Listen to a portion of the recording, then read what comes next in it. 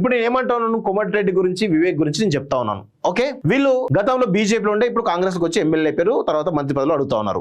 So మంత్రి పదవులు ఇచ్చిర్రు అనుకోండి, ఫర్ సపోజ్ రేపటి రోజున కాంగ్రెస్ పార్టీ పడిపోయి ఇంకేదైనా ప్రభుత్వం వచ్చింది అనుకోండి, లేదంటే కాంగ్రెస్ పార్టీ ప్రభుత్వం కాకముందే లాస్ట్ 6 నెలల ముందే ఇప్పుడు వీళ్ళు బీజేపీ నుంచి కాంగ్రెస్ కి వచ్చారు. ఫర్ సపోజ్ ఇక్కడ ఉన్నటువంటి ఇంకొక కీలక మంత్రి ఉంటాడు, ఆయన కూడా ఒక మంత్రి.